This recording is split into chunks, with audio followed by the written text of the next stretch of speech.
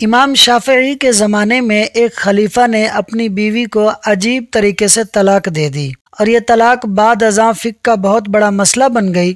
بادشاہ اپنی ملکہ کے ساتھ بیٹھا تھا کہ ہنسی مذاق میں اس نے ملکہ سے پوچھ لیا کہ تمہیں میری شکل کیسی لگتی ہے؟ ملکہ جو بادشاہ کی عزیز ترین بیگم تھی وہ مذاق کے موڈ میں بولی، مجھے آپ شکل سے جہنمی لگتے ہیں۔ یہ فقرہ سننے کے بعد بادشاہ کو غصہ آ گیا اور بولا، میں اگر جہنمی ہوں تو تمہیں 3 طلاقیں دیتا ہوں۔ ملکہ نے یہ سنا تو اس نے رونا پیٹنا شروع کر دیا۔ بادشاہ کو بھی کچھ دیر بعد اپنی غلطی کا احساس ہو گیا۔ اگلے دن بادشاہ سلامت نے ملک کے تمام علماء، مفتی صاحبان اور اماموں کو دربار میں بلا لیا اور ان سے پوچھا کہ کیا اس طریقے سے میری طلاق ہو چکی ہے؟ سب کا باری باری یہی کہنا تھا کہ ہاں، آپ کی طلاق ہو چکی ہے اور شریعت کی روشنی سے ملکہ عالیہ اب آپ کی زوجہ نہیں رہی۔ لیکن اس محفل میں ایک نوجوان مفتی بھی موجود تھے۔ وہ ایک طرف ہو کر بالکل خاموش بیٹھے رہے۔ بادشاہ نے ان سے بھی یہی سوال پوچھا تو انہوں نے عرض کیا، جناب یہ طلاق نہیں ہوئی،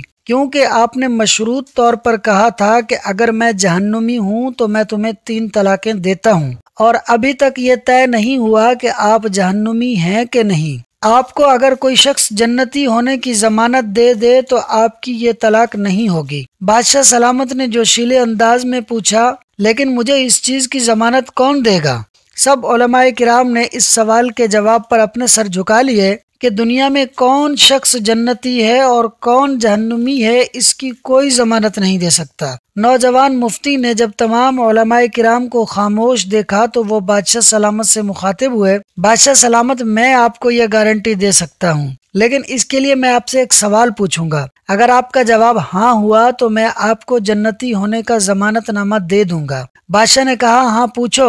نوجوان مفتی نے پوچھا، کیا آپ کی زندگی میں کبھی کوئی ایسا موقع آیا تھا کہ آپ گناہ پر قادر تھے لیکن آپ نے صرف اللہ کے خوف سے وہ گناہ چھوڑ دیا تھا؟ بادشاہ نے سر اٹھایا اور کہا، ہاں، ایک بار ایسا ہوا تھا۔ میں اپنی خوابگاہ میں داخل ہوا تھا اور وہاں ایک نوکرانی صفائی کر رہی تھی۔ وہ لڑکی انتہائی خوبصورت تھی۔ میں بھٹک گیا، میں نے دروازہ اندر سے بند کر لیا۔ میں غلط نیت سے اس لڑکی کی طرف بڑھا تو اس نے رونا شروع کر دیا اور وہ چلا کر بولی، اے بادشاہ، اللہ سے ڈرو، وہ تم سے زیادہ طاقتور ہے۔ میں نے جب یہ سنا تو میرے اوپر اللہ تعالیٰ کا خوف طاری ہو گیا۔ میں اگرچہ بادشاہ تھا، وہ لڑکی میرے کمرے میں تھی، میں نے دروازے کو اندر سے کنڈی لگائی ہوئی تھی اور اس وقت دنیا کی کوئی طاقت مجھے برائی کرنے سے نہیں روک سکتی تھی، لیکن میں نے صرف اللہ تعالیٰ کے خوف سے دروازہ کھول دیا اور اس لڑکی کو جانے کی اجازت دے دی۔ یہ سب سن کر وہ نوجوان مفتی مسکرائے اور انہوں نے قرآن پاک کی سورہ نازعات کی آیت نمبر 40 اور 41 کی تلاوت فرمائی۔ مفہوم: